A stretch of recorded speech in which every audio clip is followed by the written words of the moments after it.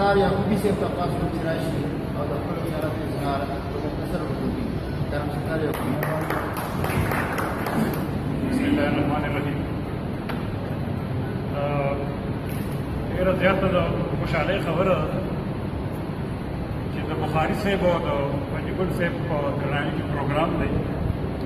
څو کاله مخکې اندیش بابا وفات شو مردان کې یو پروګرام و، نو صادق جړک یو ګیله وکړه یاره میډیا کې رانله یا څه یو مشر ورته ووایي چې اندیش بابا خو 10 کاله مخکې وفات شو، موږ یې پرون خاورې واړولې. نو صوابۍ خلک د ټولې پښتونخوا نه ډېر روان لري چې دوی خپلو لیکوالانو ادیبانو باندې په جون خاورې وانه ړولې، بلکې د بخاري صاحب په درناوي کې خو څو کاله مخکې په صوابۍ کالج کې د جمیل یوسفزي صاحب د طرفه شباب صاحب پکې وو، موږ ورسره مرسته کړې وه، ستره هغه ایوارډ میلاو شوی و. بیا پروسه کال په یعقوبي کې زمونږ د میګزین د حجره د هغې طرف نه حجره د دې ایوارډ دې ته میلاو شو، او د پنجګل صاحب د تنظیم دی هېواد د دې ترغلي ته هم میلاو شو، روخان صاحب ته میلاو شو. دغه شان د افضل صاحب په درناوي کې په مردان پرس کلب کې موږ پروګرام کړی و. نو صوابۍ پښتانه په دې کې روان دي تللي چې هغوی خپل اتلان خپل مشران اوس په ژوندون باندې سپانځي او نمانځي، د هغوی په درناوي کې پروګرامونه کوي. دا د هغې یو کړی ده. ما چې کوم پوینټونه راوړي وو خو تقریبا ایکسپلین کړو، روخان صاحب او فاران صاحب باندې باندې خبرې وکړئ. صرف څنګه چې ذاکر صاحب ووایي چې د دې په خریدارو کې شمار شو چې داسې تاریخ جوړېږي چې یاره د دې په یاد کې پروګرام شوی او په هغې کې زمونږ هم نوم راشي. یو دوه درې خبرې به صرف د دې په حوالې سره وکړم. د پنجګل صاحب په حوالې سره د هغې د شاعرۍ په حوالې سره هم ډسکشن وشو چې نازک خیالي ده یا تخیل دی. د هغې چې کوم غټ کردار دی نو هغه دا دی چې هېواد ادبي تړون چې کوم دوی جوړ کړی دی دا یو تحریک هغې پیدا کړی دی. شاعران خو ډېر دي، تخلیقر یو تحریک ډېر کم خلک پیدا کوي. نو پنجګل صاحب یو تحریک پیدا کړی دی او دغې تحریک کې هغه پوره صوابۍ انوالو کړې ده. هره میاشت هر یو ملګري ته ټلیفون کړي که څوک ځي وکړي چې دې ورته بیا دعوت ورکړي. زه ورته یقینا ډېر کم راځم خو بیا هم ماته دعوت راکړي. کله د مورنو ژبې په نوم باندې کله یو سکالر راولي لیکچر ارینج کړي، کله نورې حوالو باندې.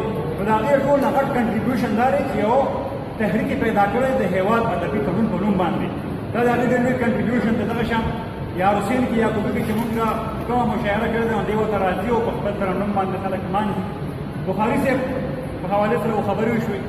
بخاري صاحب ځان له یو شخصیت نه دی بلکې یو دبستان دی، ځکه چې په لاهور کلي کې د دې والد صاحب چې و بیا د دې وروڼه میر سید بخاري صاحب، میر بادشاه بخاري صاحب چې هغې لاهور تاریخ کې آیینې مې کتاب لیکلی و چې هغې ډېره مضبوطه حواله ده. دغه شان په تصوف په افسانه خبرې وشوې. تېر ورځ ما یو رساله راوغسته اتفاقي دي او افسانه وه ارزان.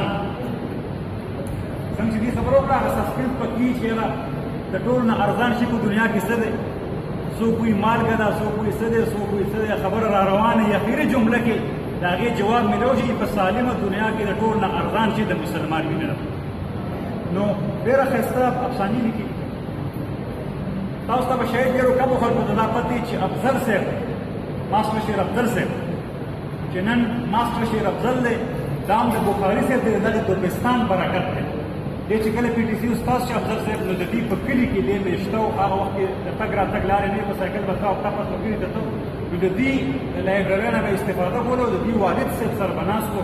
بخاري صاحب تقریبا د دې همزولتیا کې راځي. نو د دې والد صاحب دې ته د ماسټر ته لقب ورکړی او د هغې ورځ هم دې ماسټر شوی دی. شیر افضل صاحب هم د دغې دبستان نه فارغ شوی دی.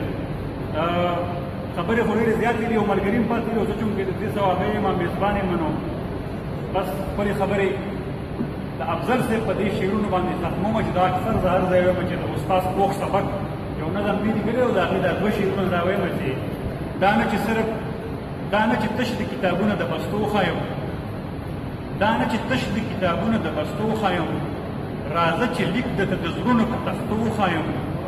او که غواړې دا چې د افضل شمه یورپ ته مه ځه، که غواړې دا چې د افضل شمه یورپ ته مه ځه، د راز نقطې به درته دلته په پښتو وښایم. ډېره